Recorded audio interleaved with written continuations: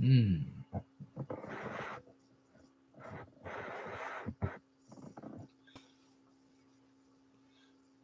Blessing, blessing, blessing, and thank you for being here, uh, my wonderful people today. Yes, and tonight, like I say, we're talking about depression, addiction, infidelity. Those three items. Wow, strongholds that the enemy uses. And there are others, of course, there are others. And one of the main ones is lying or deceitfulness. But anyway, we just have a whole subject matter, a whole day on that one all by itself. But in the meantime, we can keep busy with what we have here because this is touching many people that they are not aware of, and that's the point. So many people are not aware of the fact that these items here that we're talking about today, oh yeah, I've been a little depressed, a little stressed out sometimes. Oh, I have a little anxiety attack. Oh well, a little um how you say, sometimes we have emotional upset, emotional trauma, this, that, and other, and we downplay it. We downplay it. We don't take it to heart. We don't take it to serious like we should. But we have to, by all means, take these things serious. Anxiety is not something to play with. Stress, okay, it can come a bark at the moon, but stress is nothing to play with either. And depression can lead to a lot of other different situations, including what we just got talking about: depression, stress-related issues, anxiety, being anxious for a lot of things, worryation, brooding, grief. All those things can come about with depression. You know what I mean? But we don't talk about these things too much because, well, you know how it is. Not my business or nothing to worry about. But it should be. We should be concerned with all these things. You know what I mean? So anyway, okay. And like I say, and too many are being suicidal and leaving this earth before their time. So with that in mind, wonderful people, let's get on to the subject tonight. We're talking about, and like I say, we won't be here too long.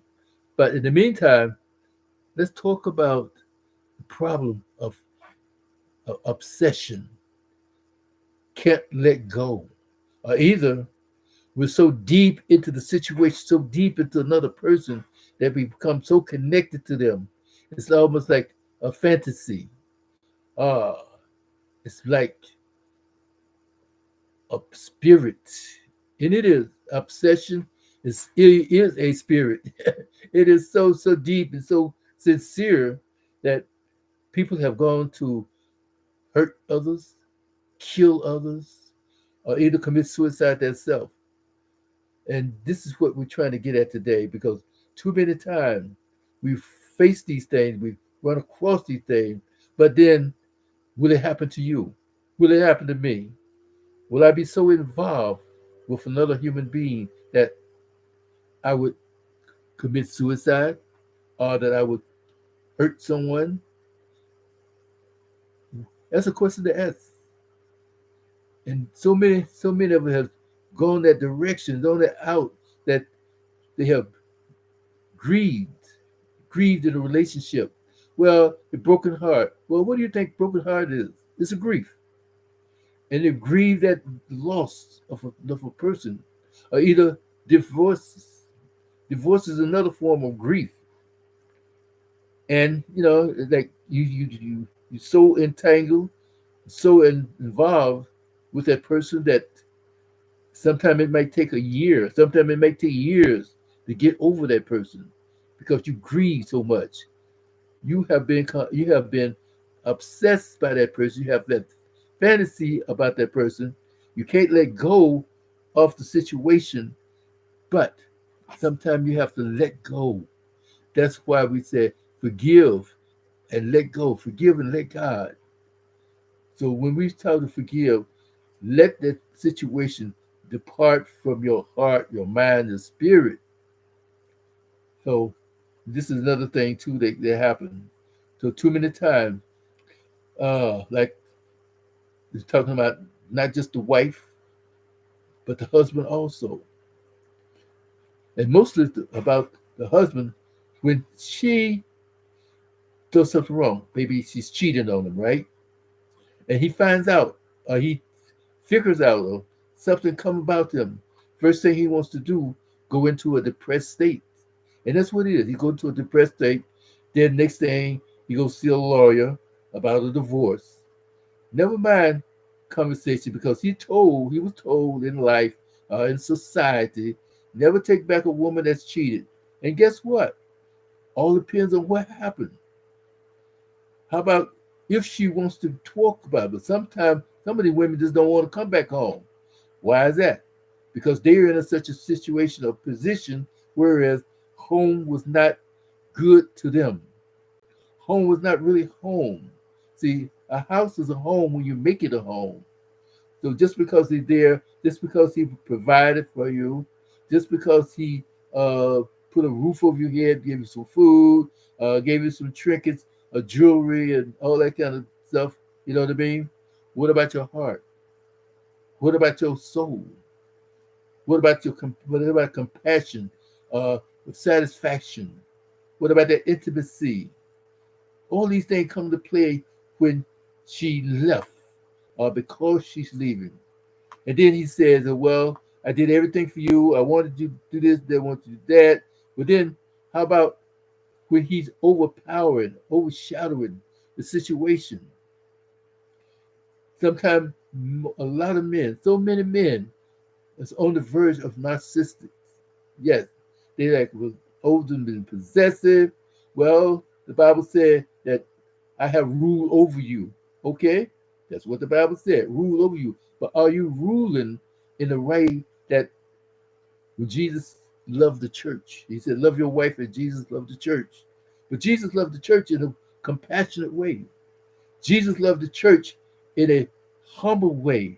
Jesus loved the church in a way whereas he didn't take no junk, but there are laws, rules, regulations set up for the church, and people have to abide by them. They didn't have be when they say abide by the rules. It wasn't like you in a church or you're in a situation of family life, whereas you're so walking on eggshell type thing. You're scared to do this, you're scared to do that, but it's such a way whereas you want to do what's right. You feel comfortable. And that's what God wants us to be. He wants us to be comfortable. But in that comfortableness, he wants us to be in such a place where we do these things because this is kind of a nature to us. This is a characteristic of us. This is our character. This is our nature. This is our life. So when we say, well, I want to do what's right by my wife, and I want to lead and guide my wife. I want to help my wife, and I want to like show her that I care because she's my queen, she's my helper. Yes, she's my comforter. When I have a bad day, because that's what the word was saying, and her desire is the desire of her husband, and he shall have rule over her. She is supposed to be there for him as a comforter and a helper. Yes. And if he need if he need that touch, if he need that uh how you call it, inspiration, support, she's giving it to him. She's there to soothe his aching heart, soothe his aching body, and take that load off of him through sex if necessary. And that's why another thing too, whereas the men does not initiate the sex, but she's supposed to be there to honor his requests, honor his desires, but he's not supposed to take advantage of her and then, but not to just say, well, you're my wife, I do what I want to do and how I want to do it. No, no, no, no, no, no. She is a gift. a gift. And what do you do with a gift? You take care of a gift. You respect a gift. You just don't have a how you say a $20,000 Rolex watch and just throw it around and don't matter where you put it anyway, under the bed, in the closet, just up on the shelf for anybody to take. You don't dust it off, don't clean it off. You keep it in a case, and you keep it in a safe place. You want to keep it in the drawer beside the bed, it's always in a container or something. You there, you know where it is. You just don't just say lay it around anywhere. So you don't treat your wife any old way, anyhow, because now you are in a place, a position that she's a gift, and you're there to protect that gift. You're there to help that gift, to keep that gift in good shape. You keep that gift in good shape. You know what I mean? Like you polish your silverware, you clean your crystals. Uh, when you have crystal glass, you don't just throw it around like you do the regular plastic tumbler, your regular drinking glass. Just put them up on the counter. No, you wash them when you finish wash or eat, drinking out of them or using them. You wash them in the proper way, and you put them away. So, are you handling your wife the same way?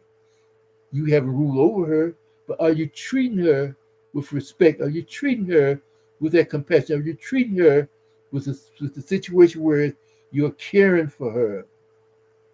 Yes. Are you appreciating her?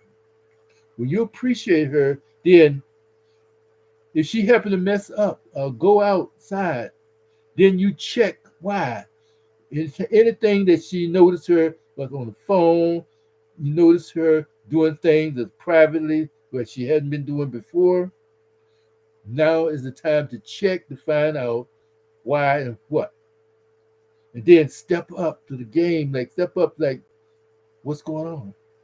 You don't have to really ask her, but this is how your body language. This is how you communicate with her. You start to showing her a little bit more affection. You start to giving her compliments from your heart.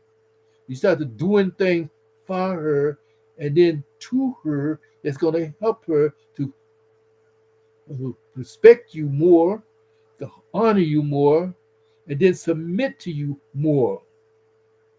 But when you don't do anything, you just wait around, wait around. Oh well, she all right. She got a headache today. Oh, the kids, mommy got a headache today. All right.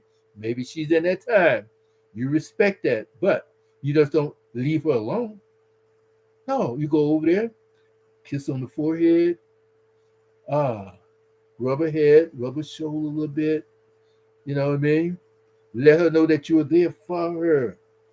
Touch her in such a way where you're showing compassion, you're showing sensibility. You're not all up under her, no. But if she wants you to be up under her, then you be up under her. But if she say I'm all right, you can go ahead on, then you take that hit and you move on. But in the meantime, let her know that I'm here for you. You don't have to run her a bath every 5 minutes every day. No. But if it helps her, if she shows appreciation for you running her a bath, run the bath. So these are little things that we have to pick up.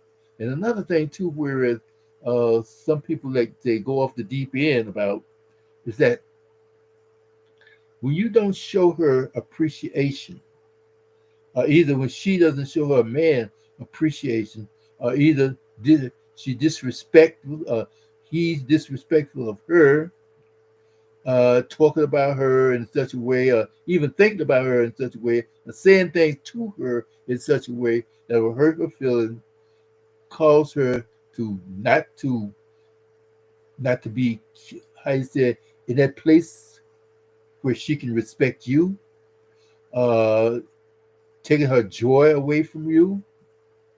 And now she's quiet because she's lonesome and she needs attention. She needs help. She's a, how you say, a fragile type person. And sometimes like those places from the past can come back to haunt her or haunt you. So these are things that relationships have to come and deal with. But then, and then, when a man, especially a man, marries a woman where he is almost like, ah, she becomes a trophy wife. He loves her so much. He says he loves her so much, but it's not a love. It's not a true love. It's an affection. It's an affection that says that I desire you. And when I desire you, you have to look at a certain way. You smell a certain way. You walk a certain way. And and no matter what you can do, you have to be attentive to that man's uh, suggestions. So when something go wrong, he like notices it in a way, but he's a jealous person, and that jealousy is something else too, where the obsession come apart, play about. Fear feeds jealousy also, because he's scared to lose this property. She has become not only just a property, but it's his wife, my other half, and all that kind of stuff. So, you know what I mean? Forgetting that she is a human being, forget that she has a mind and a heart of her own, and she has to go to the bathroom on her own. So we have to put these things in the proper perspective. When the Bible said, "And the two shall become one spirit," that is, or either one flesh, it's not just say, "Well, I'm so into you," whereas I hurt, you hurt. Okay, good. But it's a love connection. That is the one flesh that is, we're all connected together in such a way that I know her heartbeat, but she's still an individual person. So you can't think for her. And that's another thing too that a man will do or either a woman do.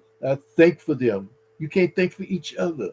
But you have a program or you have a mindset or you have an idea that you share. And then as a person of value, a person with um, characters and authority, then she goes along with your thoughts, your mindset, because now she trusts you and you can trust her to back you up, to have your back, go along with the situation. And that's what we have to do sometimes, most most of the time, all the time. Go along with the situation and help each other out and do for each other, knowing the value of love, knowing the value we have for each other. And then when that place come along, when she um, wave, waver, or go outside, you'll know. But then you want to know why. But in the meantime, you just don't wait around to find out why. You go with the first inkling of what happened. In other words, it's like you can read the atmosphere, just like animals. All right, there's something in the air. A storm is coming. There's something in the air like a moon, full moon, new moon. Things happen, brings a certain situation to your life. Without even the storm, most animals start to head for shelter because they can feel it. And this is why we should feel each other's vibes, each other's energy, each other's emotions. Why is she so quiet?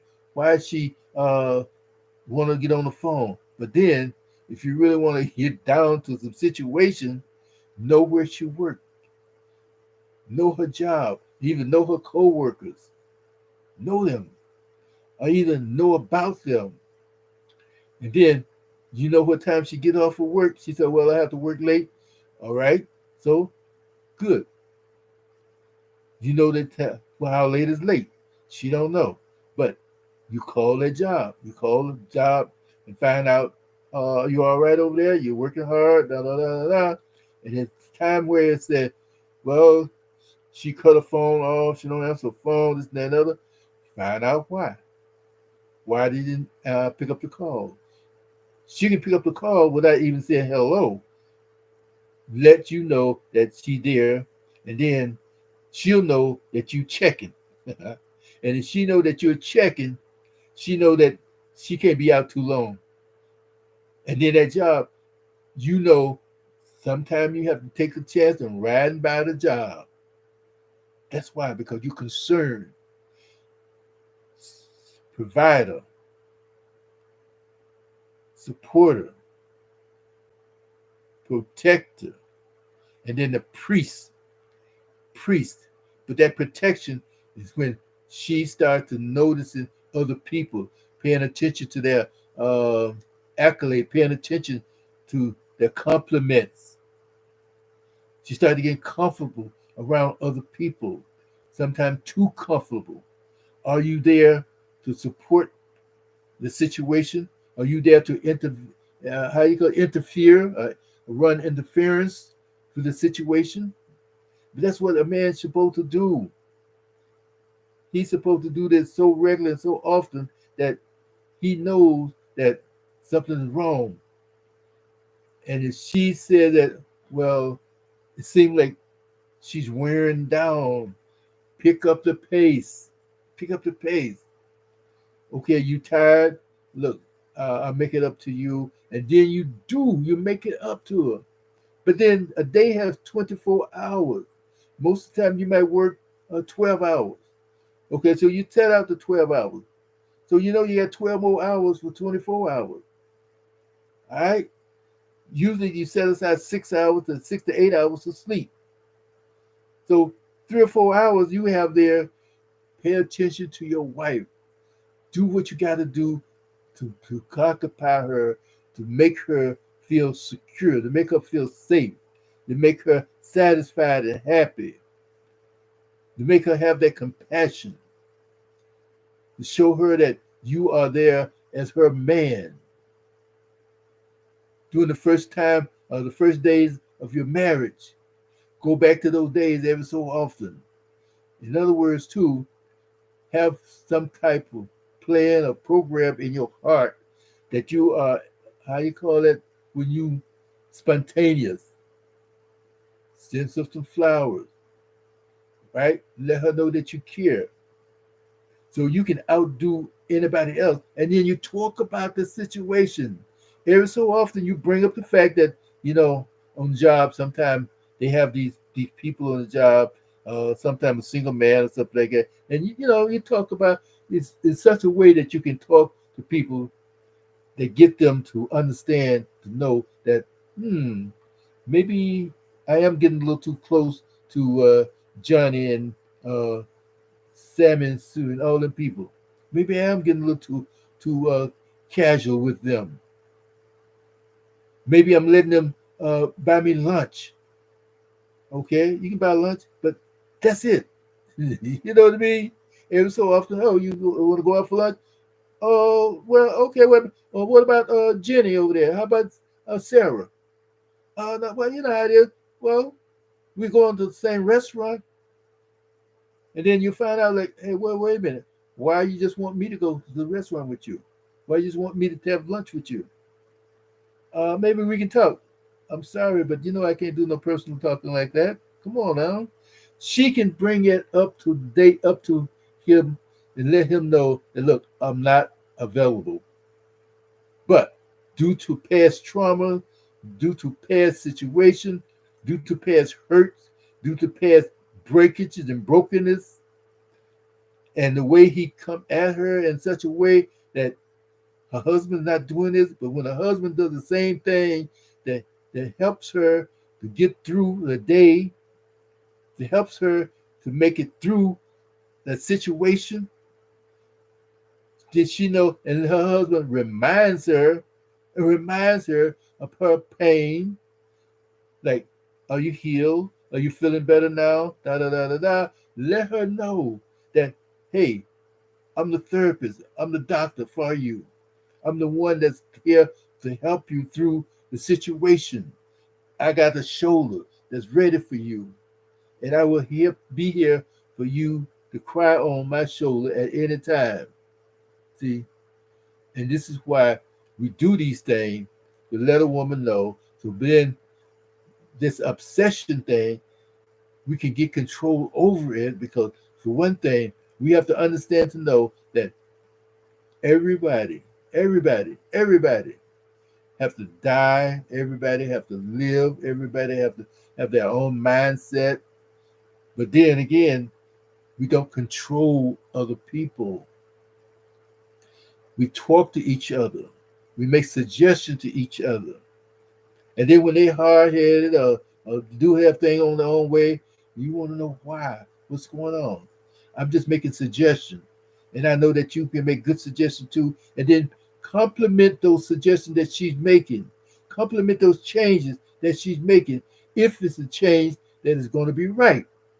If your wife is like, okay, you've been married for 6 to 7 years, and all of a sudden now she got some single girlfriends and y'all want to go out, they want to go out for a drink.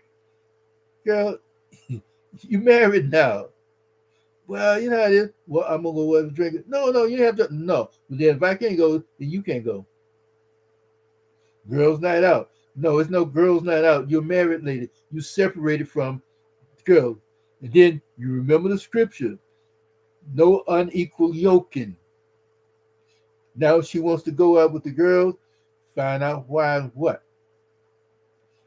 Find out why and what.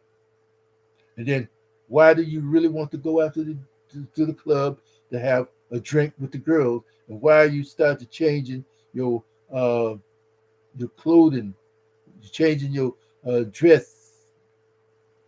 Sure, you can wear your dress to make stuff look good and stuff. And then we can go to dinner. We can go to the club. Every so often, you feel like you want to go to the club. Let's go. But this is going out with the girls and they all single. No, sorry there. You know what I mean? No fussing. We ain't fighting. No.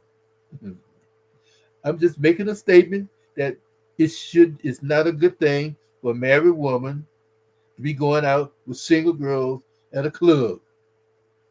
If you can't understand that, then you must be up to something. You let her know right straight up front that you must be up to something. If you're up to something, let me know right now so we can go ahead on do what we got to do.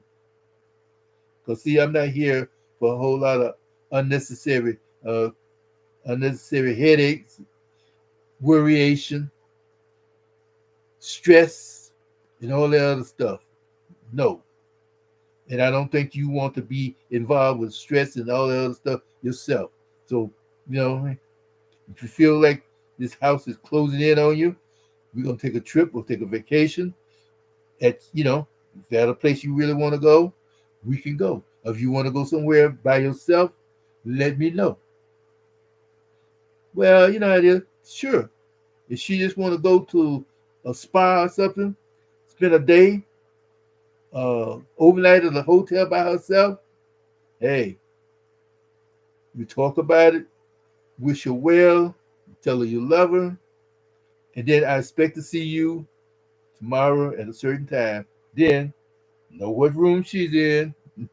You got a phone. Hey, I'm not gonna even bother you. After a certain time, 9 o'clock or 10 o'clock at night, if she's in the room, don't call no more. Don't call no more. You want to meet for breakfast down in the hotel? No, but see now she doesn't know whether you will show up or not for breakfast or whatever time. She doesn't know that you might just pop up at any given moment. But she spent the night. She's been there from ever since she got off from work. She resting. She have a little time off for herself. Good. How much time do you need? You know what I mean? So we have to think about these things and then put these things into play, put them into action. And when you start to put them into action, then you can be aware of everything and all things. So with that in mind, wonderful people, we just want to bring these things to you. And then with this obsession thing, we have to get a hold of that. Sometimes we might need some therapy. Sometimes we might need some deep therapy. Because when you take over a person's life, or either put that person into your life so that you cannot control your emotions, control your desires, control your feelings about situation. You cannot control your anger or your love and everything, and then let another person put you in that place, or you put your own self into the place, whereas you can't live without the person. That's obsession. That is obsession. Or either which would break up, and she said, decides you want to go the own way, where you can't let go. You're gonna stalk her down, hunt her down, chase her down. Uh, then you know still, uh, she got to talk to someone else. You can't love her enough to let her go to talk with someone else because you fumble, you missed the boat, you missed the situation. Now that she's trying to be happy with someone, but how can she be happy with someone else when you always around? Uh, what are you doing here? Who's this? No, it's none of your business. Let her go. Once you're free, you're free. Wish her well. Let her know that she can always call you or depend on you if she get into a problem or situation where she needs you. You there for her. That's how you break up. You don't break up in anger. You don't break up in bodily harm. Well, I called her cheating and I don't have nothing else to do with it. You cuss now. No. Let her know that the shame is really on her. But I'm here for you, but I don't think we can live together right now. Okay? We don't need a space. You want to get divorced? I don't believe in divorce. Or we can have separated. So then she might that dude might mess around and leave her. Then here she come back like, no, wait a minute, baby. We good friends. You need an apartment or something. We can help get you an apartment. Eventually, she gonna see that she made a mistake. When a person make a mistake, even the Bible said, forgive, even if it's 70 times 7, forgive. But we don't think about this because we humans, our ego, our pride says that once they leave you, once they cheat off you, they ain't gonna come back. But sometimes a person can cheat because you dropped the ball, you fumble, you didn't do those things, and you didn't teach her, you didn't have that compassion or that training guiding her. You didn't wasn't the priest that you're supposed to be to cover her with prayer, cover her with love, cover her with compassion, cover her with intimacy, and then the things that you need her to be back to you. So that's why we care for each other. We care so much. But there's a point of caring, whereas, hey, I love you so much, I have to let go. I have to let you go. And then she'll realize that this person is not really the type of person that she was there for. So when you're in that dating state, find out for sure now, why do you love me? Why do you really want to marry me? And then when we get married, you know, with this is what marriage means. Marriage is not going down to Toyland and buying a toy, because I'm not a toy. Let her know that. So when she starts to cheat on you, because she said, well, I love my husband, but sometimes she just wants to find out, because her imagination running wild too. And then she find out that things ain't right, ain't what happened. Then she said, look, I'm sorry. Boom, boom, boom. I just teach her to be truthful. Help her to be humble. Help her to be truthful. And when she be truthful, she'll let you know that, hey, this just happened. It didn't just happen, but I realized that it wasn't the right thing for me to do. And yes, we cheated. Go to the doctor, get straightened out. Boom, boom, boom. 'Cause I ain't touching you right now. All right.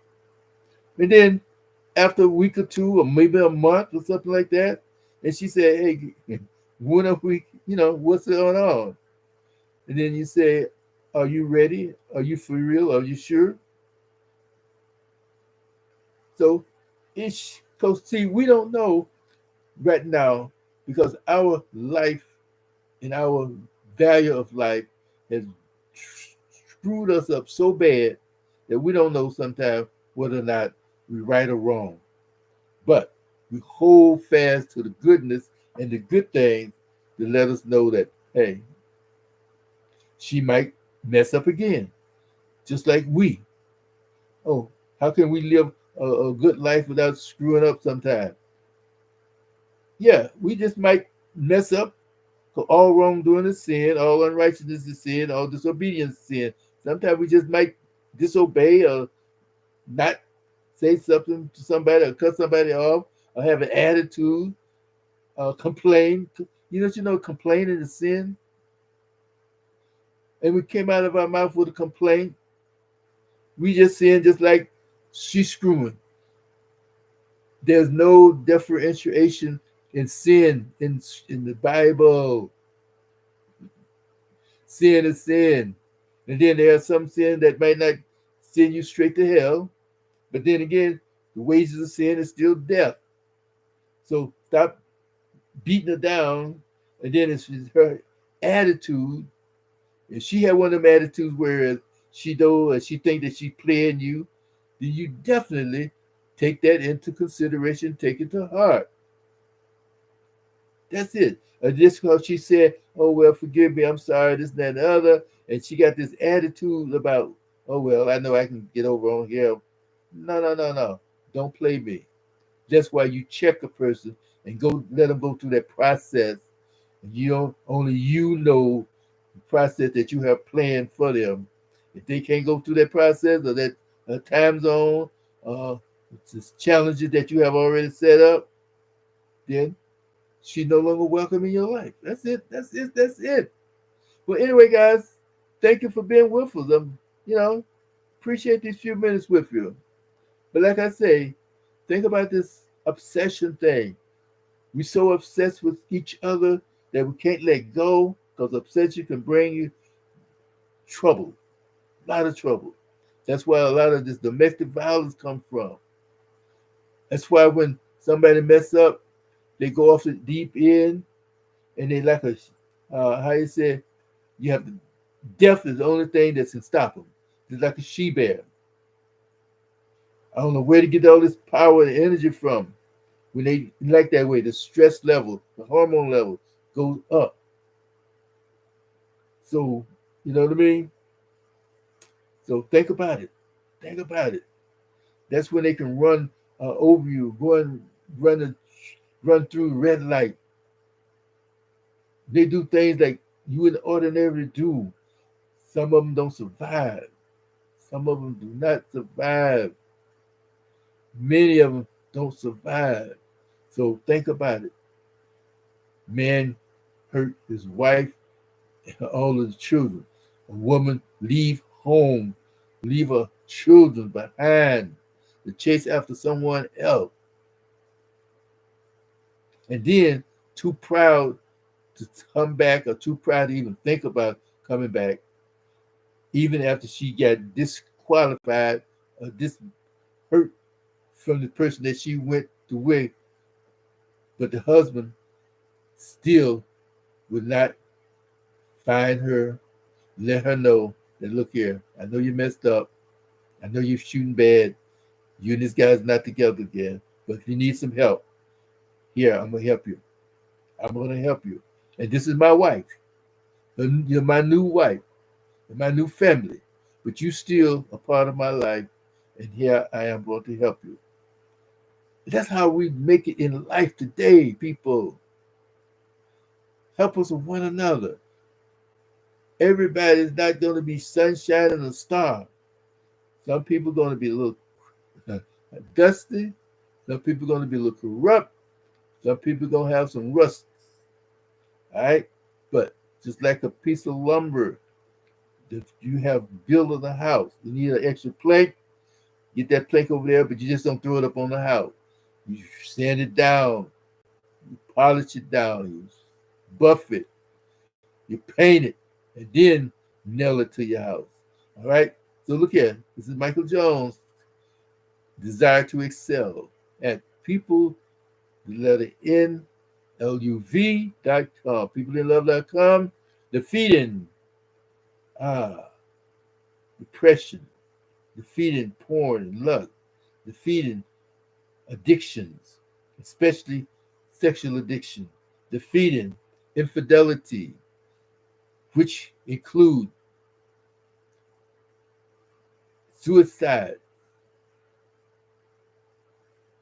fornication, unfaithfulness, and cheating.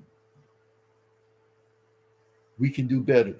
Let's talk about these things, discuss them. With that in mind, take care, take care, take care, and then let a person live.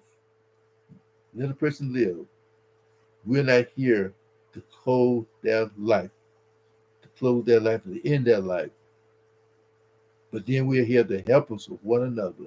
That's why we're here for edification, to help build, help strengthen, and help grow. With that in mind, take care, be blessed, be blessed. Bye now.